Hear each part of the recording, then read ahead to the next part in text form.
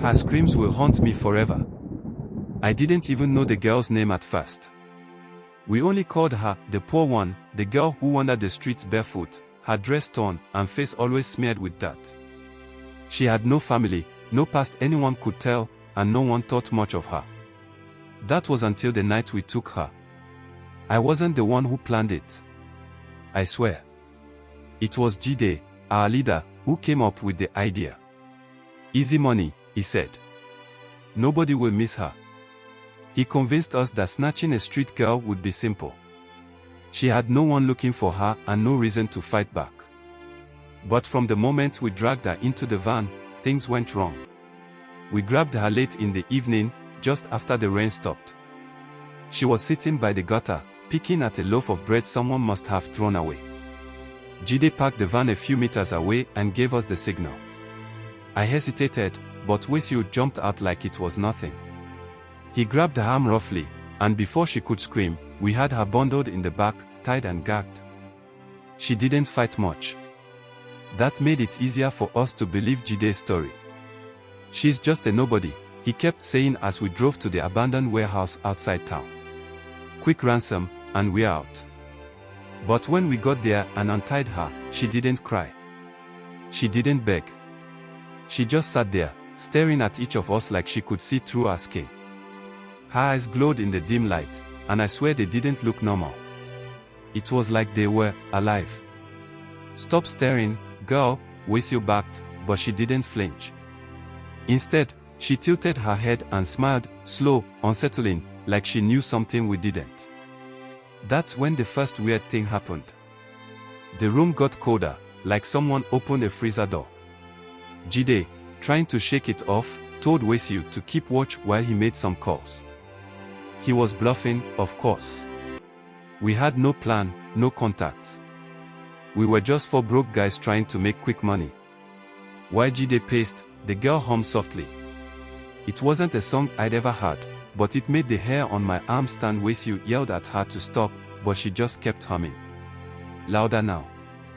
Then, the water started dripping. At first, I thought it was from the leaky roof. The rain earlier must have poured up there. But when I looked up, the ceiling was dry.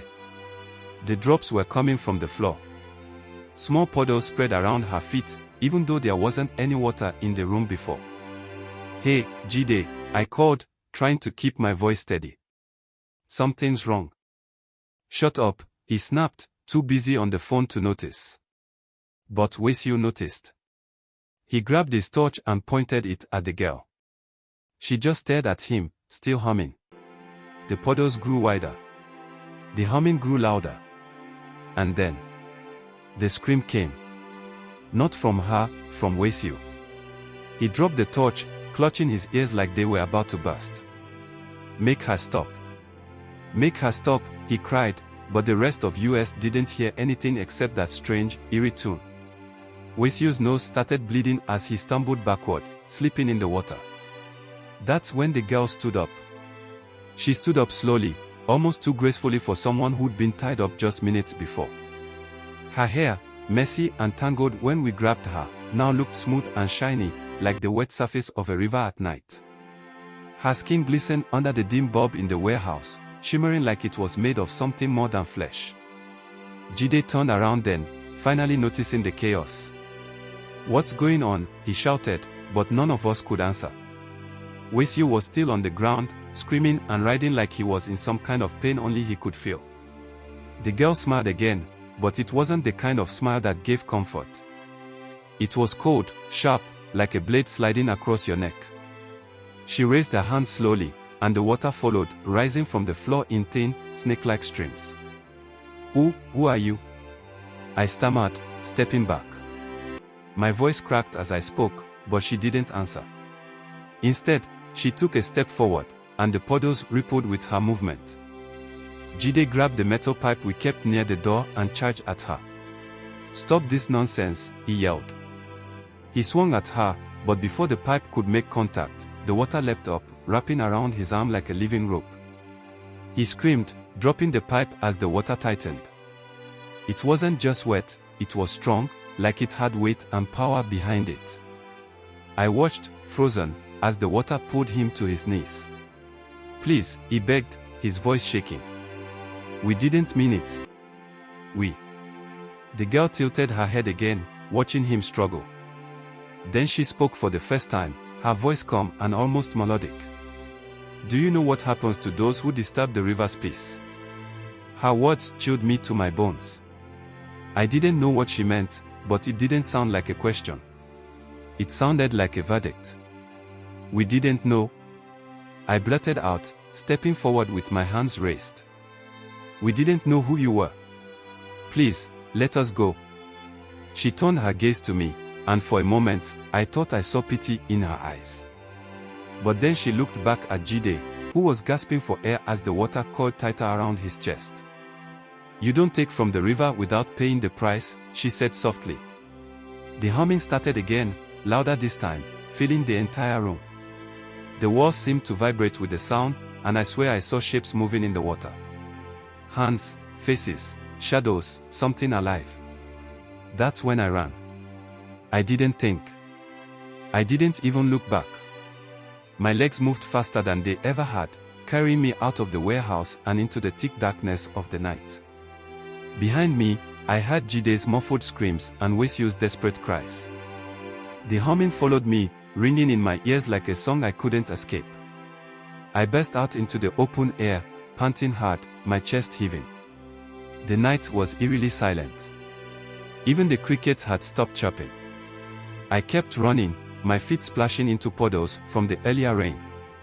The ground felt slick, like the water was chasing me. It wasn't until I reached the main road that I dared to stop. My knees gave out, and I collapsed by the side of the road, gasping for air. My heart was pounding so hard it felt like it might burst out of my chest. I looked back, half expecting to see her standing there, but the path behind me was empty. Still, I couldn't shake the feeling that she was watching me. I didn't go home that night. I couldn't. Instead, I found a small shelter in the market square and huddled there until dawn. Every sound made me jump, every rustle of leaves, every drip of water. I couldn't stop seeing her face, those glowing eyes, that smile that chilled me to my core. When morning came, I went straight to the police. I told them everything, the kidnapping, the girl, the water. They didn't believe me, of course. Why would they? To them, I was just another street boy trying to escape trouble. But later that day, they found the warehouse. The officers didn't say much, but I overheard them talking. They didn't find Jide or Wesio, or what was left of them. What they did find were puddles of water everywhere, soaking the walls and floors like the place had been submerged. And in the center of the room, they found something none of them could explain, a pile of river stones, smooth and glistening, arranged in a perfect circle. They questioned me for hours, but I stuck to the truth. I told them about the girl, how she wasn't normal, how we had taken her without knowing who, no, what she really was. One of the older officers pulled me aside when the others weren't looking. He told me a story about the river spirits, the mummy water. He said they were powerful beings, neither fully human nor fully divine. Some looked like women, others like water itself, but all of them were dangerous if disrespected.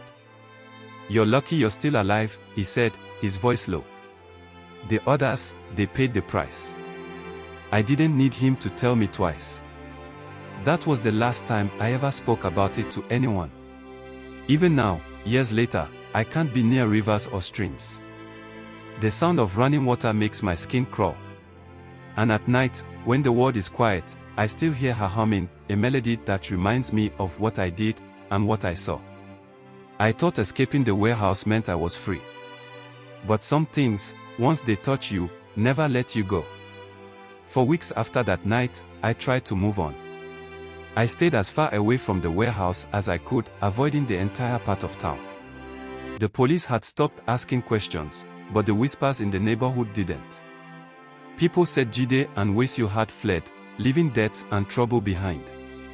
No one believed my story about the girl and the water, except the old officer who had warned me. But I couldn't forget. It started small, things only I seemed to notice. The tap in my room would leak no matter how tightly I turned it off. Puddles would form in places that didn't make sense, like under my bed or inside my locked wardrobe. At first, I convinced myself it was paranoia. My mind was playing tricks.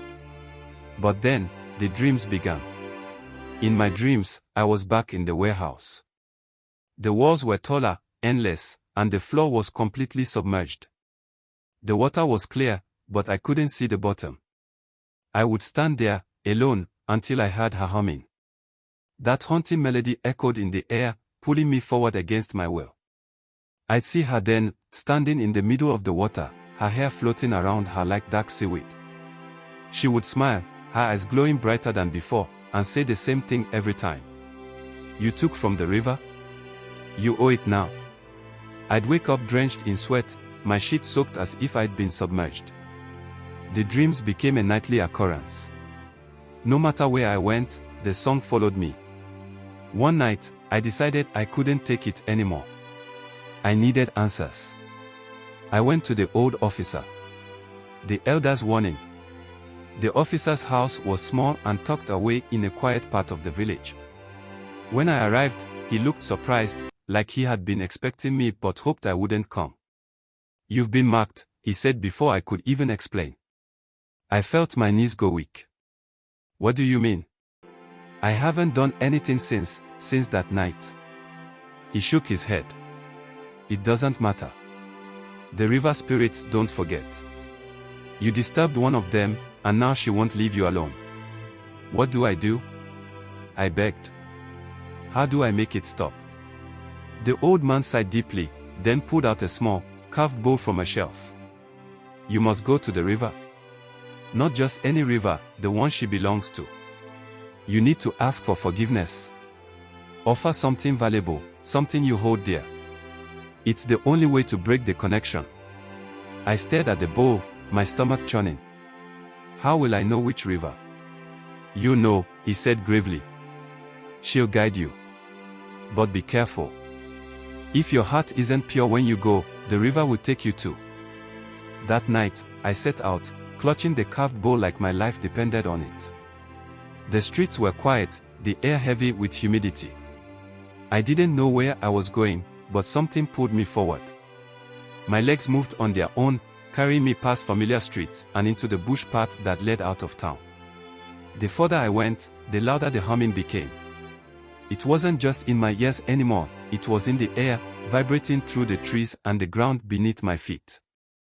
Eventually, I reached the river. The moonlight reflected off its surface, making it look like liquid silver. The water was perfectly still, like it was waiting for me. I stepped closer, my heart pounding. "I'm sorry," I whispered, my voice trembling. "We didn't know who you were. We didn't mean to disturb you." The humming stopped. The silence was so sudden, so absolute, that it felt like the world had frozen. Then, the water began to ripple. Slowly at first, then more violently, until it seemed to rise on its own, forming a towering wave. She emerged from it, her form more terrifying than before. Her hair was longer, her eyes brighter, and her smile sharper. She was beautiful and horrifying all at once. "You cannot undo what was done," she said, her voice echoing like it came from the depths of the river. "But you can choose your life or your freedom." I didn't understand at first. Then, the water poured at my feet, cold and strong, dragging me closer to her. "Choose," she said again, her glowing eyes locked on mine. The water rose higher around my legs, cold and unrelenting. My chest heaved as I fought the panic clawing at me. Her eyes bore into mine, waiting for my answer. What do you mean?" I stammered, my voice shaking. "To be free from me," she said, her voice like a whisper carried by the wind, "you must give me something in return. A part of yourself, forever bound to the river." I wanted to scream, to beg for another way, but deep down, I knew this was the price. The old man's warning echoed in my mind, "The river doesn't forget." "I'll do it," I said, barely above a whisper. "I give you what you want?" Her smile widened, and she extended a hand. "Then come closer." I hesitated, but the water pushed me forward, dragging me to her. When I was close enough, She placed her cold, wet hand on my chest. My entire body froze as a chilling sensation coursed through me. You live, she said, her voice soft yet sharp, but your soul belongs to the river now. Whenever you hear the water call, you will answer. I gasped as the water pulled away, releasing me. I fell to my knees on the riverbank, shivering and gasping for air. When I looked up, she was gone. The river was calm again, as if nothing had happened. But I knew better. I left the village the next day, unable to bear the whispers or the memories. I moved to a city far away, hoping to outrun my past. For a while, I thought I had succeeded. But every now and then, I hear it, the sound of her humming. It comes when I'm near water, even in the smallest puddles. It's a reminder that no matter how far I go, I'm never truly free. The river doesn't forget. And neither do I.